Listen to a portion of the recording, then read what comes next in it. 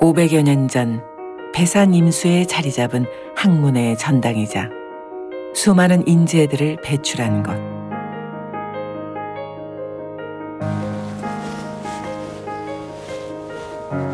건축가 유연주는 안동 도산서원에서 이상적인 학교의 모습을 발견했다. 우연한 기회에 제가 세종시에서 학교를 설계할 기회가 있었는데요. 저도 평소에는 느끼지 못했는데 건축을 제가 전공하고 수심전 한 다음에 그다음에 학교를 딱 보니까 건축가 입장에서 보게 되면 학교 건축이 너무 교도소랑 비슷하다. 제가 꿈꾸는 학교는 마을 같은 학교예요. 교실이 있고 그 앞에 마당이 있어서 애들이 10분 쉬는 시간에 나가서 놀 수 있는 건데 그런 것들의 모습을 여기서 잘 보고 있습니다. 딱딱한 공간이 아닌 생각과 지혜를 넓힐 수 있는 곳이야말로 최고의 학교라 말하는 그. 우리 삶을 더 풍요롭게 할 공간에 대해 끊임없이 고민하고 설계하는 건축가 유연준 교수다.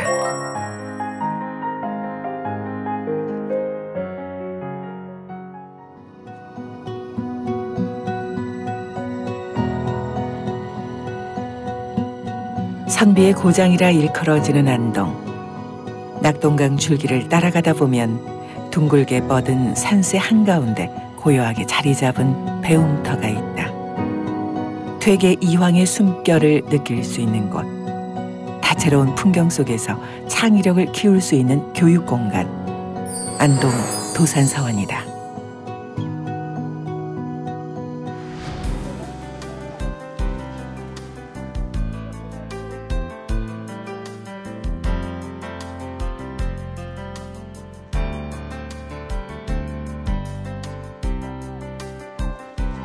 이곳은 가까이서 보시면은 자그마한 서당 건물들이 모여 있는데 줌아웃해서 보시면 하나의 캠퍼스거든요. 일반적으로 캠퍼스라고 하면은 한 사람이 디자인해서 단조로울 수가 있는데 여기는 오랜 시간에 걸쳐서 조금씩 증축해 나갔기 때문에 다양한 공간들이 공존하는 그런 캠퍼스입니다. 그래서 실제로 좁은 공간임에도 불구하고 다양하기 때문에 되게 넓게 느껴지는 그런 공간이죠. 그래서 한마디로 단지 설계가 되게 잘 되어 있는 공간이다 그렇습니다.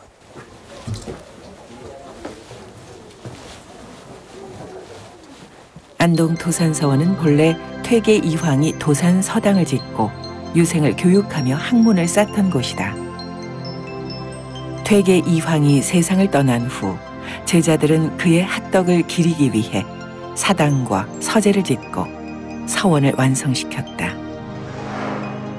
그래서 도산서원은 퇴계 이황이 설계하고 지은 서당 공간과 제자들이 지은 사당과 서원 공간으로 나뉜다.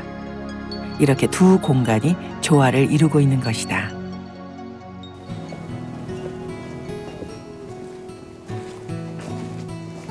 유연준 교수가 가장 사랑하는 공간, 도산서당.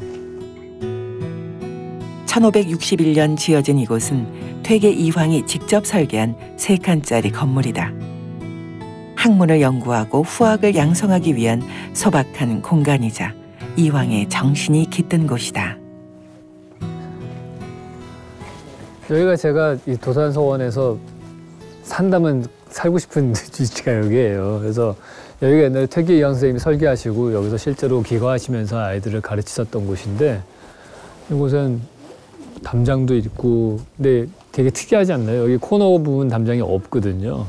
저쪽에는 산이 이쪽으로 흘러서 이 안으로 들어오는 것 같은 느낌이 듭니다. 그 공간이 딱 이렇게 막혀 있는 공간이 아니고 열려 있는데 그것도 가운데로 뚫린 게 아니고 코너로 뚫려 있어서 훨씬 더 그런 개방감이 더 많이 생기는 거죠. 자연을 좋아한 그는 자신의 공간에도 자연을 담았다. 마당 한쪽에 연못을 파고 연을 심은 것인데 자연을 즐김과 동시에 정우당이란 이름을 붙여 의미를 부여했다.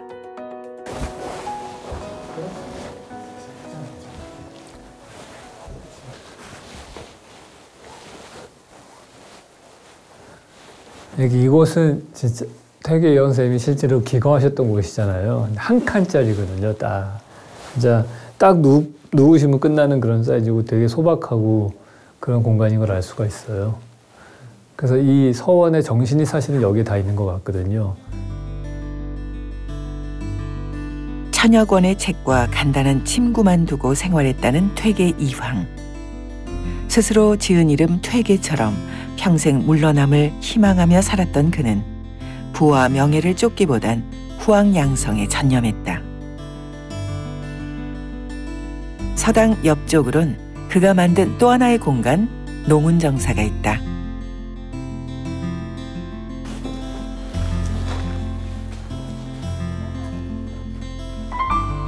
제자들이 기숙하며 공부하던 8칸 규모의 건물로 도산 서당과 함께 퇴계 이황이 설계했다.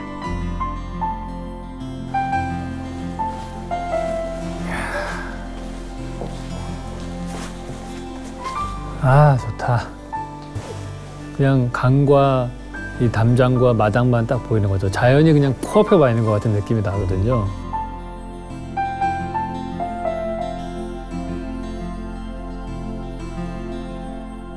자연과 건물이 하나가 되는 것 같은 어우러짐의 미학이 있는 것.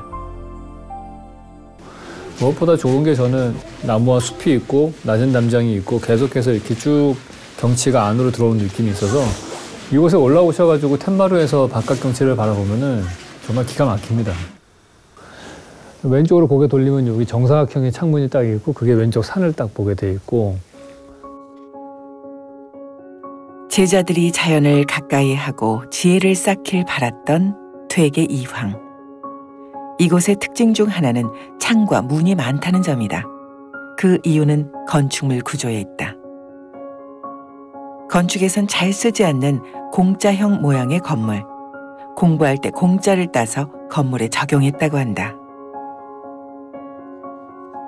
이 구조로 인한 단점을 보완하고자 창을 많이 냈다는 퇴계 이황. 학생들이 여기서 기거하면서 공부하기 정말 좋았을 것 같다는 생각이 드는 게요. 이 가로를 길게 최대한 배치해서 남쪽으로 햇볕은 최대한 많이 받도록 해주셨고 그 주변의 환경들이 다르기 때문에 계속해서 다른 느낌이 나요. 공부하기 참 좋은 곳이었다. 그렇게 생각을 해요.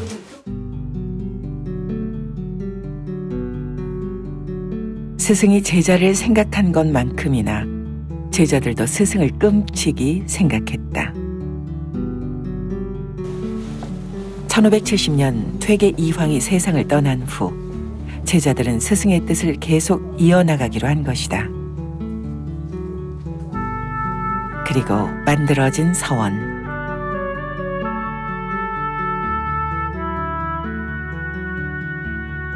(1574년) 지어진 전교당은 학교의 강당 역할을 하는 것으로 유생들이 수양하며 생도들을 교육하던 공간이다. 재미난 거는 두 가지가 있는데 하나는 이 위치라고 생각을 해요. 그러니까 위로 올라갈수록 권력이 많은 공간이라고 한다면은 보통 교장 선생님 자리가 맨 위에 올라가야 되는데 여기는 거꾸로 학생들이 다 모일 수 있는 공간이 그렇게 올라가 있는 게 일단 특이한 점이라고 볼 수 있고요. 또 하나는 저희가 이게 4칸으로 되어 있잖아요. 이 건물이 보통 일반적으로 우리나라 건축물들을 보면 홀수로 되어 있어요. 왜냐하면 현판을 걸어야 되는데 현판을 가운데 있는 데다 걸어야 되기 때문에 좌우 대칭으로 만들어야 되거든요. 근데 얘는 짝수로 되어 있으니까 사실 언밸런스하게 현판이 3번째 칸에 들어가 있거든요. 근데 그렇게 한 이유는 뒤쪽에 사당이 있는데 그 입구를 막기 싫어서 그렇게 했다고 해요. 전교당 오른편 상덕사로 향하는 길. 이황의 위패가 모셔져 있는 곳이다. 도산서원의 영원한 원장이자 스승은 퇴계 이황이라는 제자들의 마음이 고스란히 반영된 것이다. 근데 예전의 것들을 그대로 보존을 하고서 그 스케일이 커진 건물을 또 거기다 덧붙여서 지으면서 과거와 현재가 어떻게 보면은 조화를 이루고 있는 거예요. 건축물로 통해서 얘기를 한다면은 옛날 사람하고 지금 사람이 어떻게 보면 선생님과 제자가 건물을 통해서 서로 대화하고 있다. 이렇게 볼 수 있을 것 같아요. 그래서 그런 느낌들이 여기서는 되게 어우러집니다. 퇴계 이황의 성리학적 성찰과 철학, 제자들의 존경심이 담긴 간결하면서도 묵직한 서원. 특히 선조가 내리고 명필 한석봉이 썼다는 도산서원 현판은 사액 서원으로서의 격을 높여준다.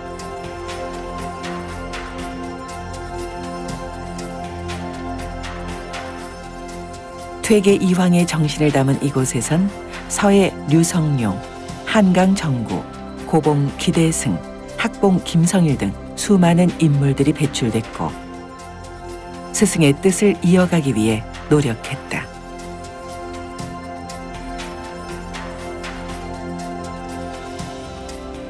건축가 유현준. 그는 이곳에서 미래를 보았다. 제가 최근에 제일 관심 있어 하는 게 학교 건축이거든요. 실험에 그런 게 있습니다. 낮은 천정고에서 공부한 사람보다 높은 천정고에서 공부한 사람이 훨씬 더 창의력이 높다, 이런 결과가 있어요. 근데 도산서원을 보시면은 일단 천정이 없는 그런 마당들도 너무 많고, 특히 무엇보다도 변화하는 자연을 계속 접하고 있기 때문에 뭐 그 안에서는 어느 공간보다도 창의적인 공간인 것 같아요. 또 학교를 설계한다면은 이곳에서 배운 여러 가지 다양성과 뭐 공간의 시퀀스와 이런 것들을 잘 적용을 해서 좀 더 다채로운 학교를 만들 수 있을 것 같습니다. 전통은 필요로 하는 자, 그 가치를 아는 자에 의하여 보물처럼 재활용된다고 한다. 건축가 유현준 교수가 바라던 자연을 통해 지혜를 배우는 학교를 보여주는 곳, 안동 도산서원이다.